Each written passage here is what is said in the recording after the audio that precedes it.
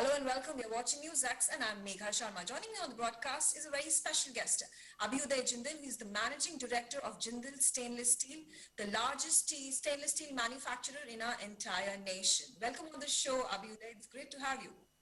Thank you, Megha. First of all, I'd like to congratulate you and your team for having risen to the occasion at the time of a national crisis. I'm talking about the COVID crisis that the entire country has been facing. This is the second wave. Thank God it's the fag end of it. And you've gone ahead and ensured that there's a steady supply of liquid oxygen, ventilators, COVID beds, other medical equipment that is required by our nation due to the downfall of the healthcare system that we all witnessed.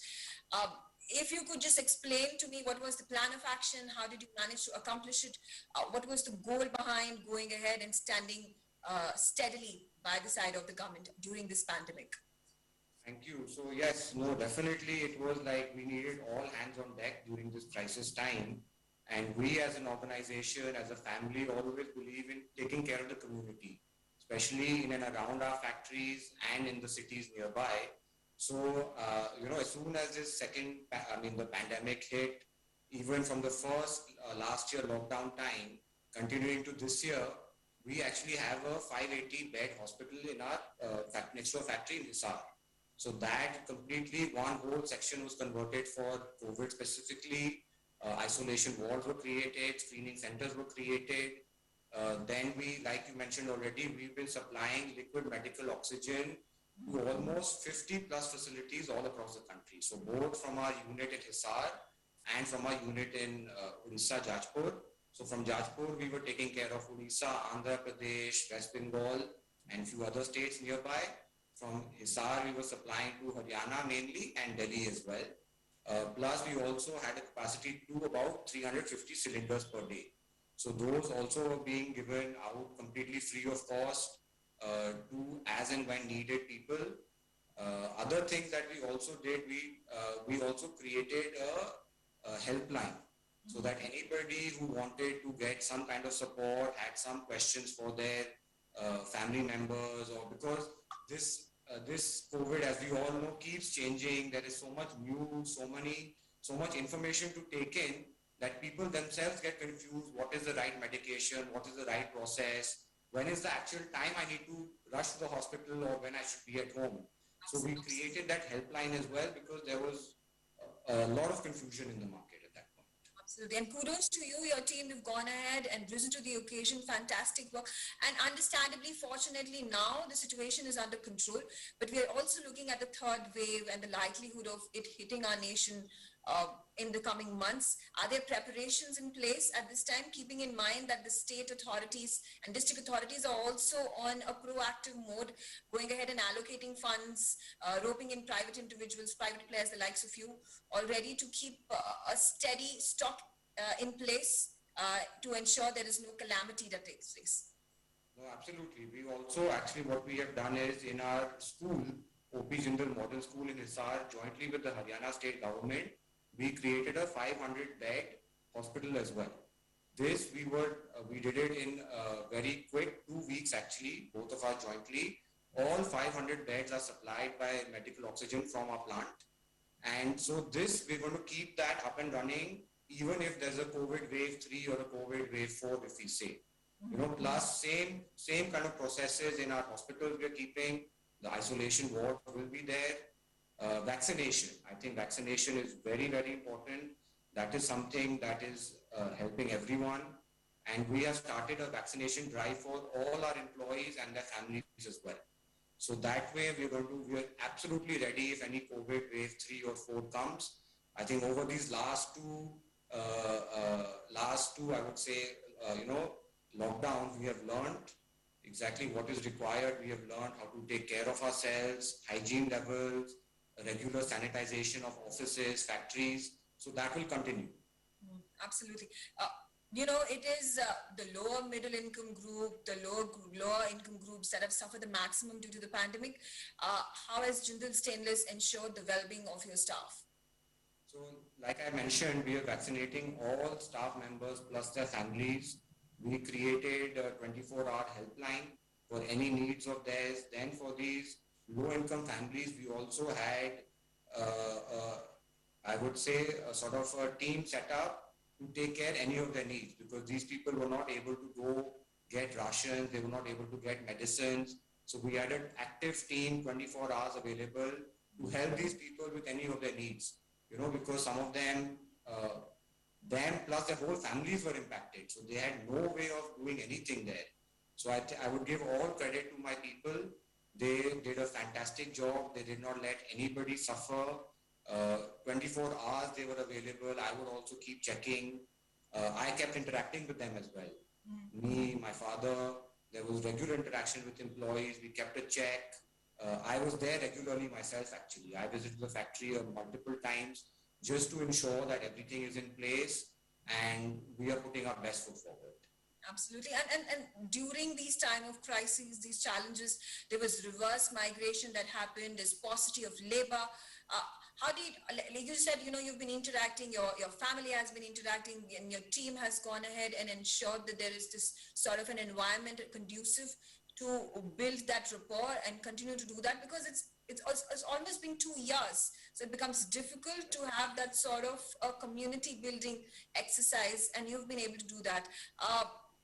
How difficult does it become to keep the employee morale up and high during these sort of challenging times? You're not even able to meet them. They're perhaps not coming to the office premises because of the lockdowns that are in place, and several of the guidelines that are put forth by the government.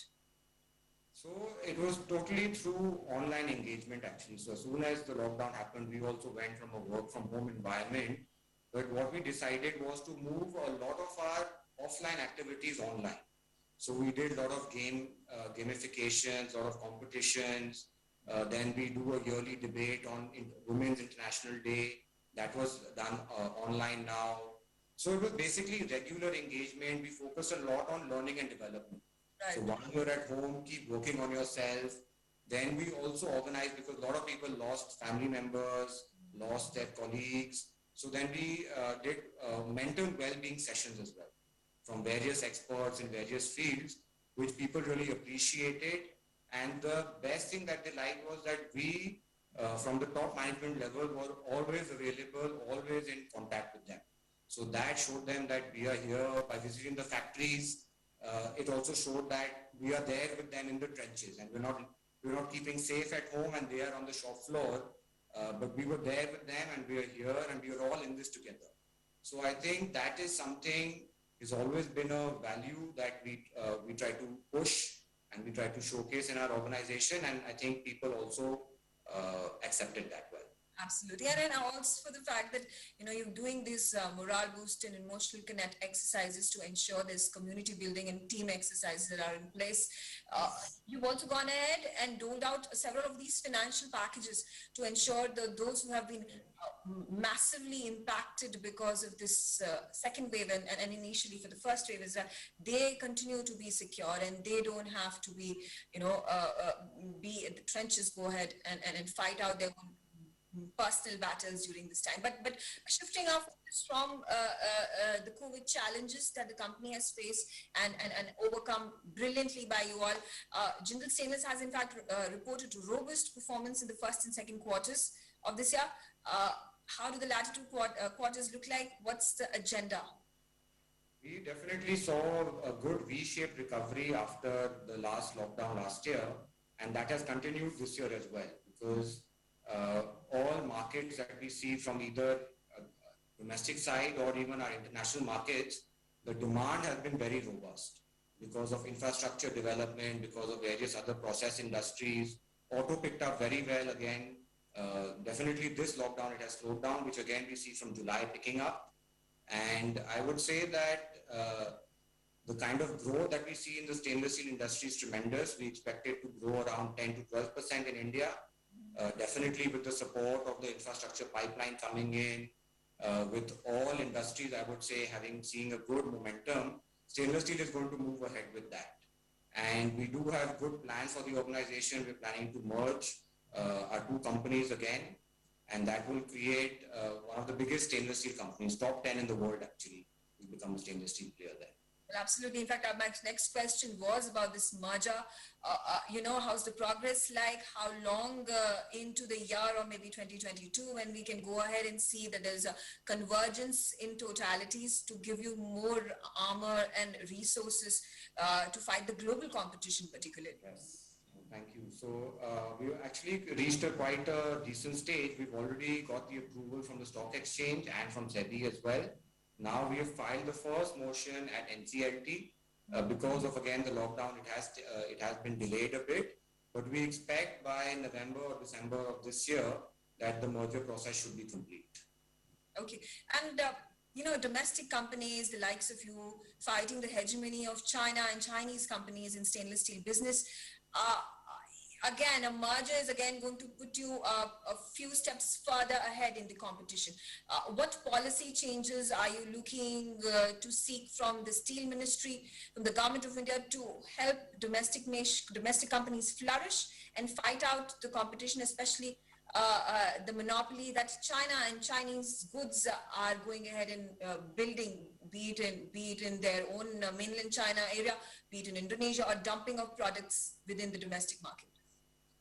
Definitely, I think that's a great question, Nika, because for our country, we definitely need to depend on manufacturing. We cannot focus on anything else to take our country to the 5 trillion vision that our government has.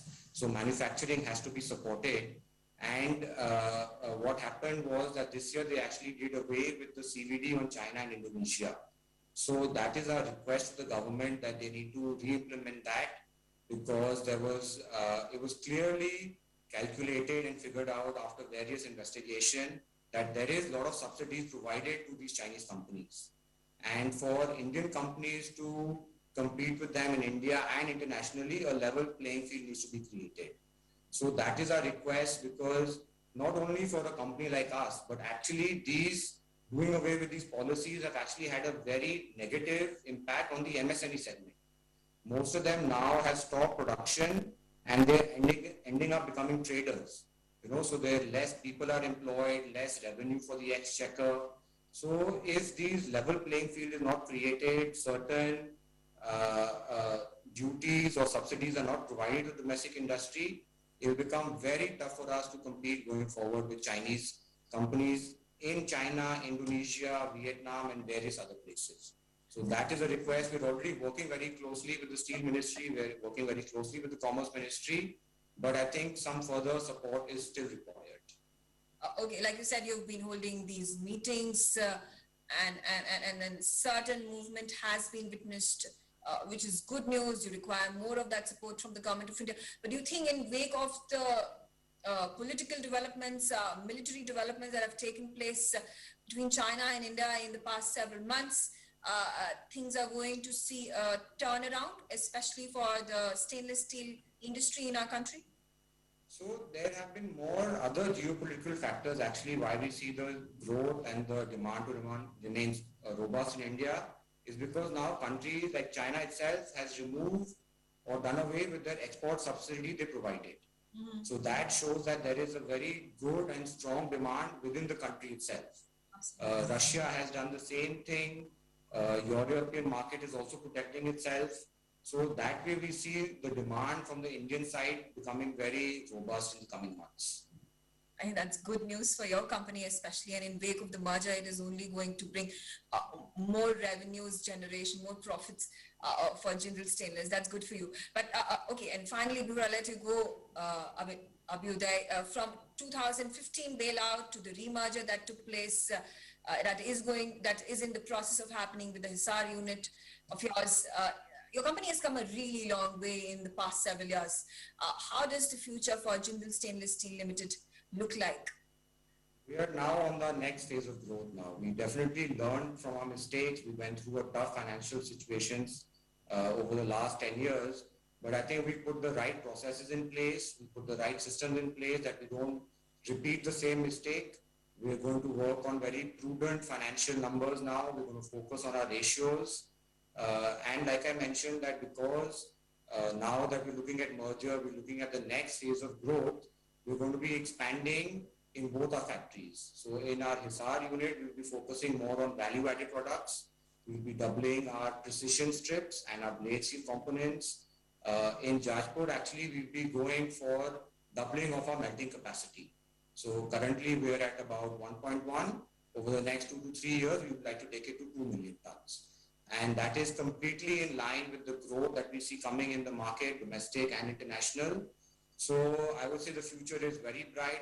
We're focusing a lot on customer satisfaction, on digitization, automation, all industry 4.0 as well, so that we are globally competitive, we are globally ready.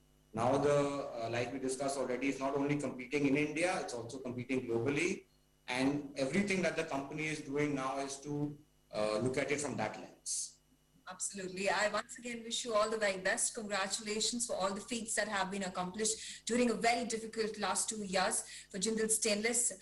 And once again, my best wishes and the wishes of the entire nation to go ahead and build bigger strides for the stainless steel industry and being at the front foot and fighting out global competition, especially when it comes from an enemy state, and geopolitical, geostrategic situations continue to evolve at a very rapid fashion. Thank you, Abhyuday, for joining us. Thank you so much, Megha.